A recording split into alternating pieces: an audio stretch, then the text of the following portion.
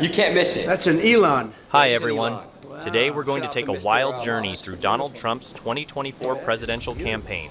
Let's get started. Really quick. Just I want to show them the wrap. Sure.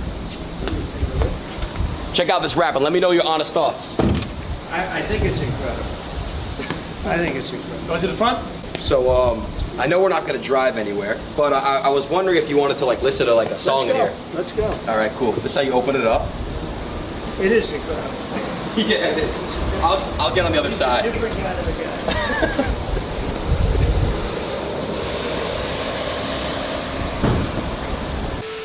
There's a group called White Dudes for Harris. Have you seen this? White Dudes for Harris. Anybody know? Are some of you here? White Dudes for Harris? Doesn't sound like it.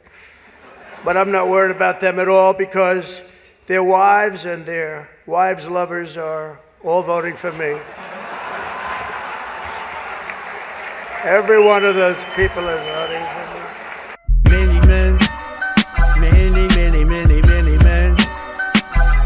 That's what that has to stop. What they've done is they've gone after opponents so that if you become president or some other job, but if you become president and you don't like somebody, or if somebody's beating you by 10, 15, or 20 points like we're doing with crooked Joe Biden, let's indict the motherfucker. Let's indict him.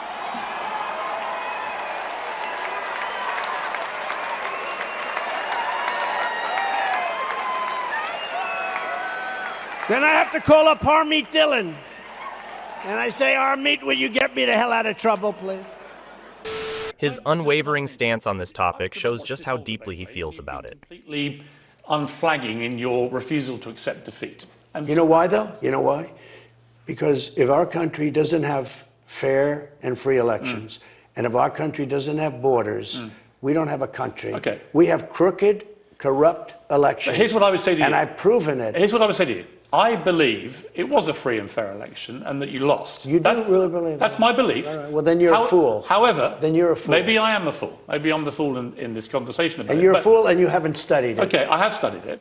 The vibrations, they have the those, sounds. the wind is rushing, the things are blowing, it's a vibration, and it makes noise. You know what it is? I want to be a whale psychiatrist. It drives the whales frickin' crazy. And something happens with them. Trump's critique of Harris is as blunt as it gets. No sugarcoating here. You just can't take it anymore. We can't stand you. You're a shit vice president. The worst. You're the worst vice president. Kamala, you're fired. Get the hell out of here. You're fired. Get out of here. How do you like my garbage truck? This truck is in honor of Kamala and Joe Biden. Donald's playful quips during the debate highlight the dynamic tension that makes these events so entertaining. You're in a situation where there are 40% fewer people coming across the border illegally. That's better than when he left office. And I'm going to continue to move until we get the total ban on the total initiative relative to what we're going to do with more Border Patrol and more asylum officers. President Trump? I really don't know what he said at the end of that sentence. I don't think he knows what he said either. Look. He's all about disinformation. Pilots come in, he said, I used to fly a plane. Truckers come in, I used to drive a truck. People come in from Minnesota, I used to live in Minnesota. Right? He is so full of shit, this guy. Terrible.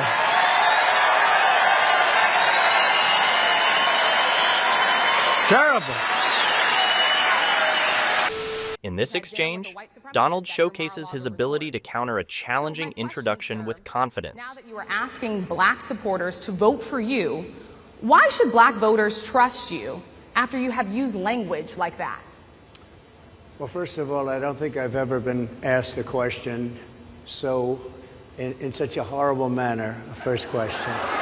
You don't even say, hello, how are you? Are you with ABC? Because I think they're a fake news network, a terrible network. And I think it's disgraceful that I came here in good spirit. I love the black population of this country. I've done so much for the black population of this country. I think it's a very rude introduction. I don't know exactly why you would do something like that. And let me go a step further. I was invited here, and I was told my opponent, whether it was Biden or Kamala, I was told my opponent was going to be here. It turned out my opponent isn't here. You invited me under false pretense. I have been the best president for the black population since Abraham Lincoln. That's my answer. Better than President Johnson, who signed the Voting Rights Act? And for you to start off a question and answer period, especially when you're 35 minutes late because you couldn't get your equipment to work, in such a hostile manner, I think it's a disgrace. Let me just ask a follow-up, sir, and then we'll move on to other questions here.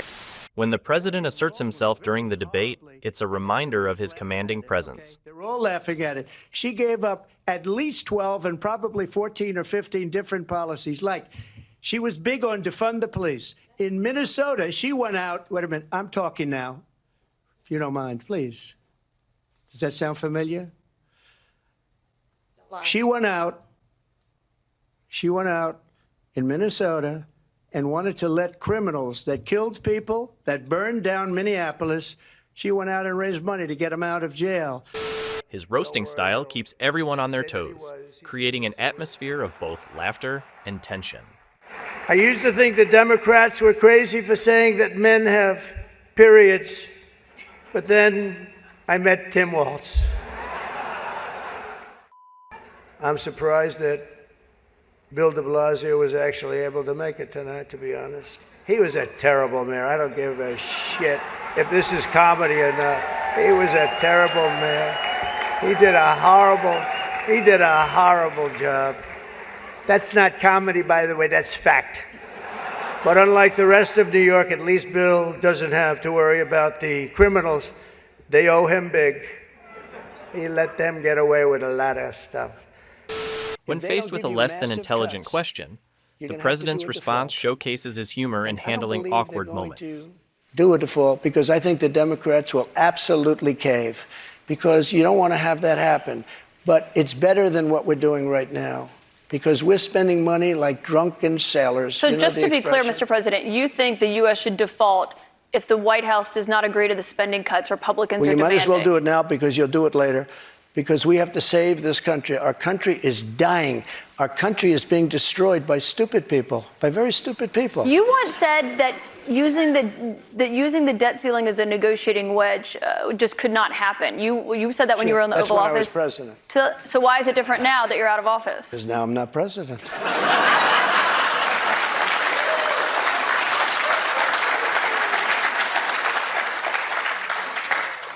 When Biden gets off, do you ever notice? First of all, he doesn't make long speeches like that. Second of all, even though he can't read a teleprompter, he never goes off the teleprompter. It's a mess. It's a mess. And I was telling the people, I said, do you ever watch when he's finished with his 2-minute speech? It never lasts more than 2, maybe 3 minutes. 3 is like a long speech. He goes, and he'll point at a stair. And then he'll walk.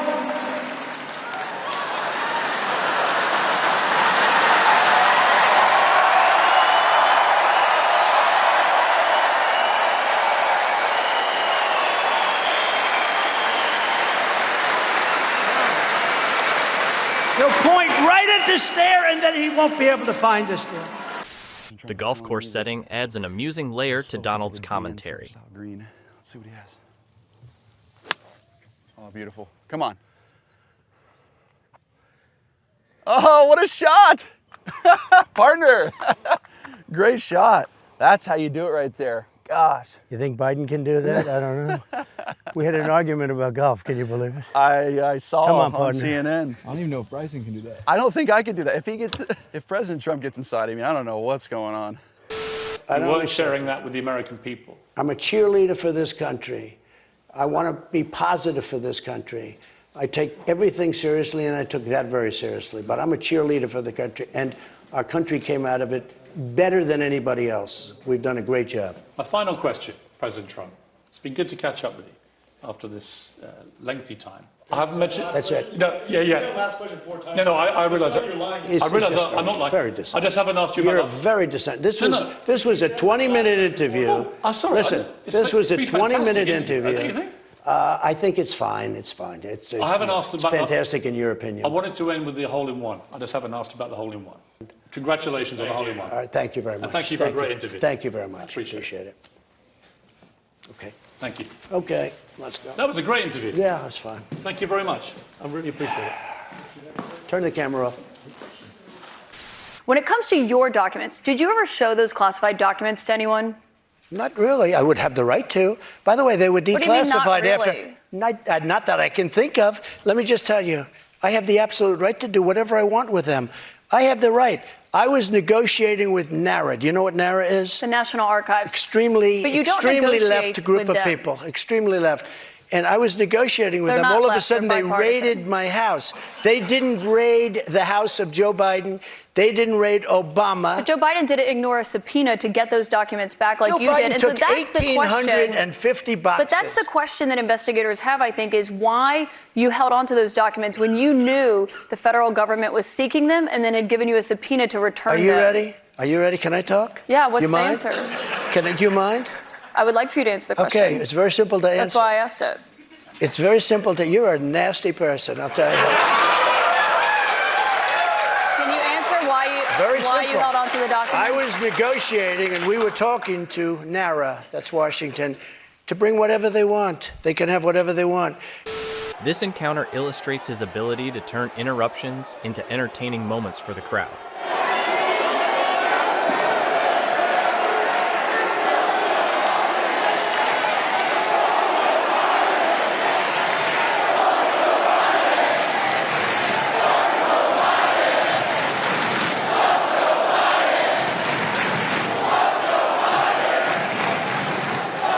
All right, thank you very much. Just a little interlude. You know, that used to happen all the time. Now it doesn't happen too much.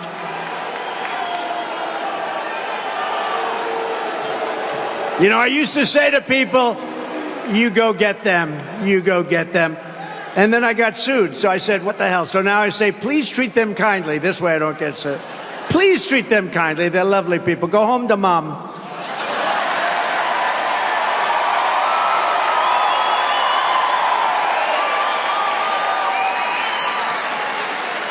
But we know that Joe Biden has always been too mentally incompetent. Is he gone? I think he's gone. We don't have that. Remember, we used to have it all the time? And I used to get angry with the cameras because they never show the crowd. They'll never show the crowd outside, which is many times the size of the crowd inside. They never do. But I used to get angry, and then I figured it must be the equipment. But I used to complain. They'd show me, my face, and a few of the people right back there, very attractive people. But they would never, it's true.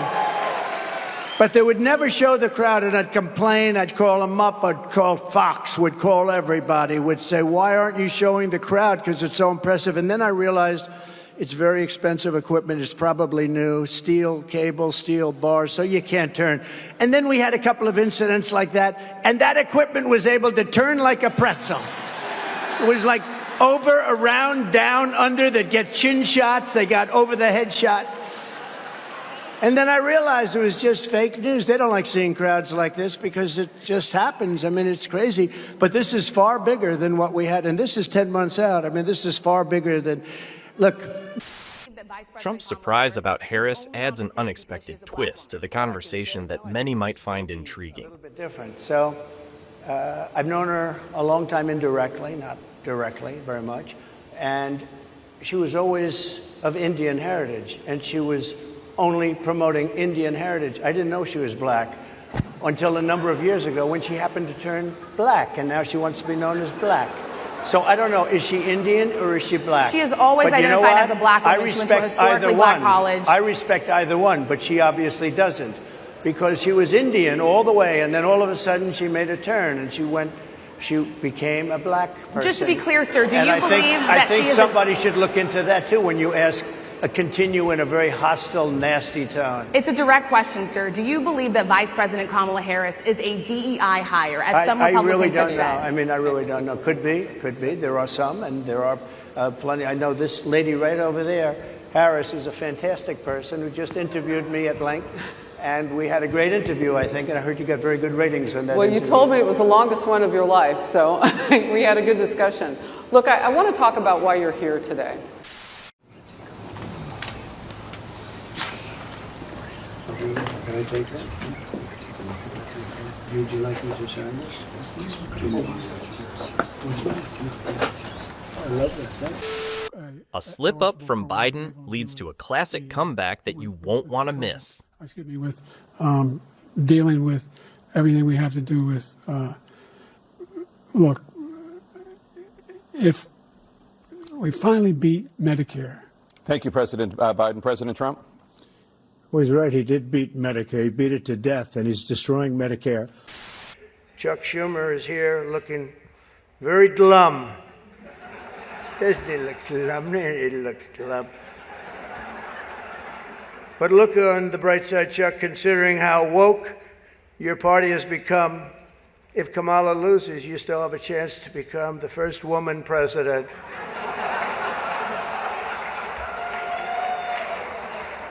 This phrase has become quite popular, reflecting how language can resonate in political discussions. Do you think that General Patton was woke? I don't think so. What do you think, Mike? Mike, was he woke? I don't think so. I don't think he was too woke. He was the exact opposite. You know what woke means? It means you're a loser. Everything woke. Everything woke. It's true. Everything woke turns to shit, okay? It's true. It's true. Look at what's happening.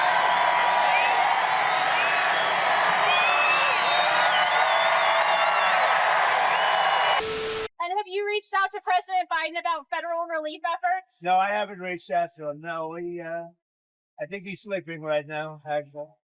And The unexpected technical difficulties during his speech add an element of unpredictability to the event. But Americans are not struggling. You know, this is the worst platform. Who put this stage up here? This is the worst. The frickin' place is falling down. I notice it keeps tilting further left.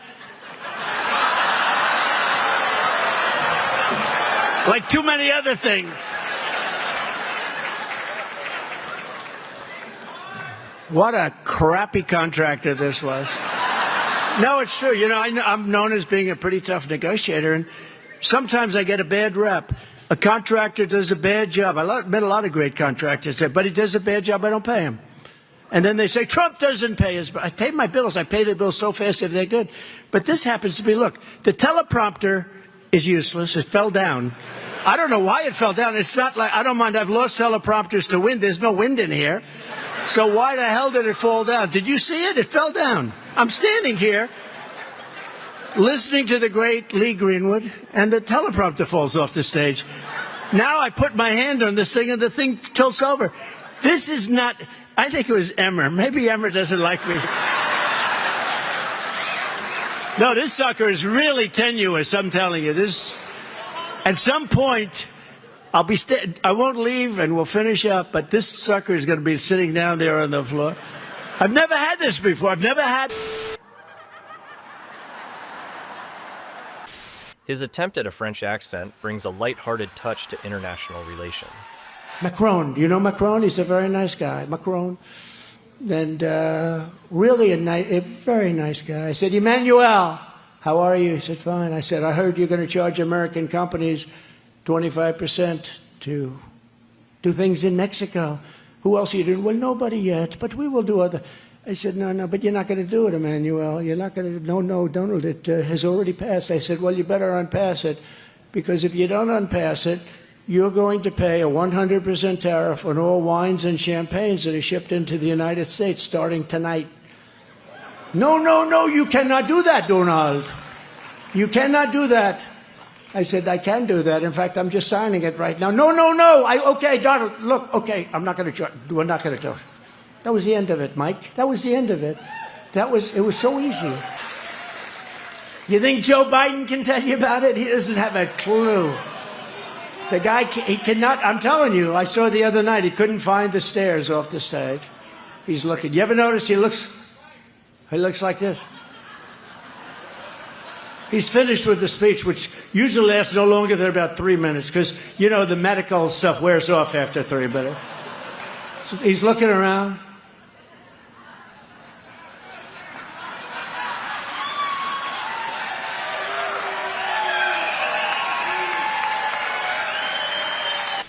Canceling events. Are you exhausted? What event did I cancel? I haven't canceled. She doesn't go to any events. She's a loser. She doesn't go to any events. She didn't even show up for the Catholics last night at the hotel. It was insulting. All they are is sound bites. So today I was at Fox and Friends at 7 in the morning. I then went to 2 different other appearances. I then made about 15 phone calls. I've gone 48 days now without arrest. And I've got that loser who doesn't have the energy of a rabbit. Let me tell you something. We know now the court won't stop him. We know J.D. Vance is not going to stop him. It's up to the American people Vice to President stop Harris. him. Thank you. Lindsay? Vice President Harris, in your last run for president. This is the one that weaponized, not me. She weaponized. I probably took a bullet to the head because of the things that they say about me. They talk about democracy. I'm a threat to democracy. They're the threat to democracy with a fake Russia investigation that went nowhere. We have a lot to get to. Lindsay? His joke about men playing in women's sports is sure to spark discussions among viewers. And you saw the other day they had a weightlifting deal going on, and there's one young woman, she was so proud. Her parents were in the front row. She was going to break the record. They put a 1/4 ounce on each side of the thing. Stood for 18 years. And she got up, and I don't want to imitate her because, you know, my wife, the First Lady, hates when I do this. She said, "It's not presidential." I said, "Yeah, but people like it." It's true. She hates it. Our great First Lady. She'll say, "I loved your speech today," because it's all over the place. Look at the fake news back there.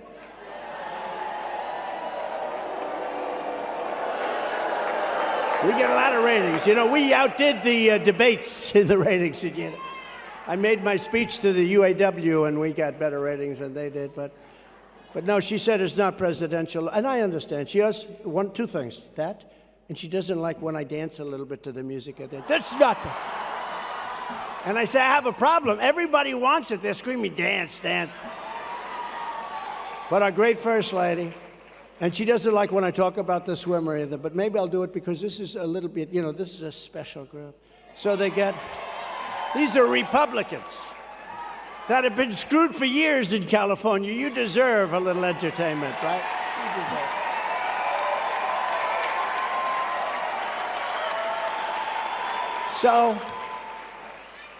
So they put the weights on the end, little tiny things like a little nothing.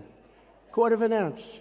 And she gets up, and her parents are so proud. 19 years. She's almost here. Boom. Couldn't do it. Then this guy who recently transitioned, he gets over the weights, looks at him. They said, "Have you lifted before?" "No, I really haven't." She was a world champion, right? "I haven't lifted too much, a little bit. I did it recreationally." "Oh, good." So he gets over the same weights. Bing, boom, boom, bing, bing, bing, bing, bing. He broke the record like by 180 pounds. And then they say, "We will have men in women's sports." These people are crazy. You know, I'm not a big fan of LeBron James, but I said this. I would like to meet with LeBron, say, "LeBron, I've decided I'm going to get out of the presidential business, get out of the real estate business. I'm going to become a basketball coach of women. And I'm going to get him and 4 or 5 other guys to transition. And we are going to have the greatest basketball team in history. We will be undefeated forever." POV. 100 days left before President Trump delivers another knockout. Got a good stance, Loki. He got a jab, I think. That's pretty good. We're not messing with this guy. Elon Musk's energetic entrance adds a surprising element to the rally atmosphere. Created so many different great things. Where is he? Come on up here, Elon. He created the first major American car company in generations, and his rocket company. is the only reason we can now send American astronauts into space. Come here. Take over, Elon. Just take over.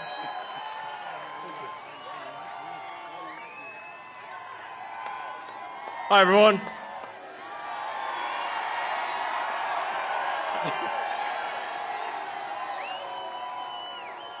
As you can see, I'm not just MAGA, I'm dark MAGA. Some jokes may not land, leaving some laughing while others might be scratching their heads. Fake news, right? Fake. That term wasn't good. You know, they say that term is no longer in vogue because it's much worse than fake. I don't want to tell you what the real name is. I won't do it because all those cameras would shut off immediately. They don't like that. But apparently Joe didn't think it was fair for me to have the podium to myself with Kamala skipping the event. So he called, looked at me, and said, "Don't." Does anybody understand that? Yeah. I thought it was actually very good until just now. It was announced this morning that at a funeral yesterday, in a rare moment of clarity, Joe told Barack Hussein Obama that, quote, only a few people got that. Or as Rush Limbaugh used to say, Barack Hussein Obama. Remember, bro? He was a piece of work. We miss him. But as he told Barack Hussein Obama, quote, "She's not as strong as me. She's not as strong. Do you understand that?" And Obama agreed, saying, "That's true. Other than that, I think the Democrats are getting along quite well." Right? Nobody got that one. The fact is, we need new leadership in this country. Right now, we have someone in the White House who can barely talk, barely put together two coherent sentences, who seems to have mental faculties of a child, it's said. There's a person that has nothing going, no intelligence whatsoever, but enough about Kamala Harris. Let's get on to something else. I know Kamala's word because she spends a lot of time complaining. I won't agree to another debate. But the truth is I've debated twice this year, once against Joe Biden and once against David Muir of ABC. That was amazing, 11 times. Mr. President, you actually have worked at McDonald's now versus... Now I have worked at McDonald's. I've now worked for 15 minutes more than Kamala. After Biden's garbage remark about his supporters, Trump makes a grand entrance in an orange vest, humorously explaining how he hopped into a garbage truck. Look at all the fake news. They were most of them.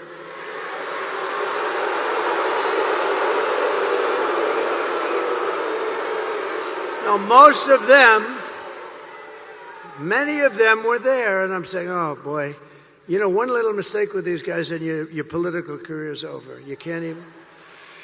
So I said, man, if I don't get up there, this is going to be very embarrassing. These stupid people, they'll say, he's cognitively and physically impaired.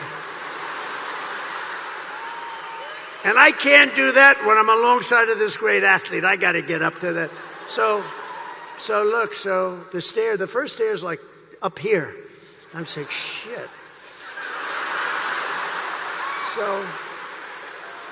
So I had the adrenaline going and I made it.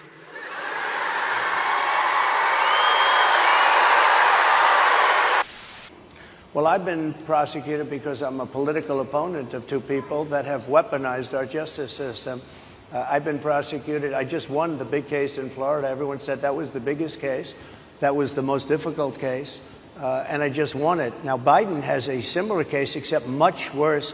I was protected under the Presidential Records Act. Biden wasn't, because he wasn't president at the time. And he had 50 years worth of documents.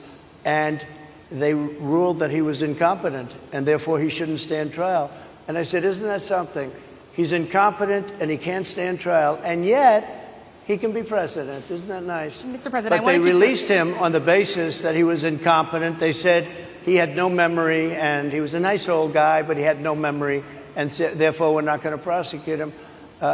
I won the case, and it got very little publicity. I didn't notice ABC doing any publicity on it, George. We covered you extensively, sir. I'd love to move over on to different topics. I didn't notice you do any publicity on it at all. I won the case, the biggest case This is an attack on a political opponent. I have another one where I have a hostile judge. We have you for a limited time, sir. I'd love to move on to different no, topics. Excuse you. You're the one that held me up for 35 minutes, just so you understand. If we can move. Trump's reflections on his popularity before running as a Republican offers an interesting glimpse into his journey. Some of these women, they're so stupid. And Joy, she would, every time she'd see me, I'd be in the theater or something, and she'd, you have to be on the show again. Come on, let's go. She loved you. To love me. That episode where the way, Whoopi, people should watch that episode just to see what we're talking about. Like I said, we don't want to get a copyright strike, so we're not going to put it up. But if you watch the episode, it's bananas. It's like an alternative universe, and it's only but Whoopi 9 years ago. Whoopi loved you. Gives you a hug and a kiss. And how about that other one, the new one on there, the one from my administration? She writes me a letter. You're the greatest president. She leaves. You know, she worked as an assistant press secretary. I hardly knew her. But she leaves and she writes me this gorgeous letter. What's her name? She was, I don't even know, you know. Anyway, she was in the administration. She's on now currently. Sits on the far right-hand side, whatever the hell her name is. And she writes a letter, the most beautiful letter. She's quoted in the paper. He's a consequential, he was the greatest president, blah, blah, blah. And they will be. And they will be. It's been a long tradition for both Democrat and Republican candidates for president of the United States to attend this dinner. It's a rule. You got to go to the dinner. You got to do it. Otherwise, bad things are going to happen to you from up there. You can't do what I just saw on that screen. But my opponent feels like she does not have to be here, which is deeply disrespectful to the event, and in particular to our great Catholic community. Very disrespectful.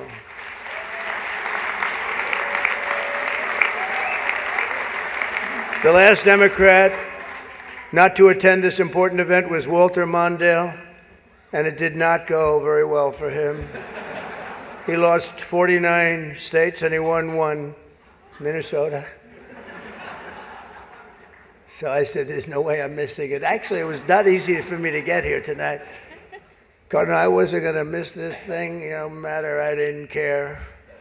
I wasn't going to miss it. But that's true, Walter Mondale, 49 and 1. He was expected to do well, and it didn't work out. It shows you there is a God. I mean, for those people that are questioning it.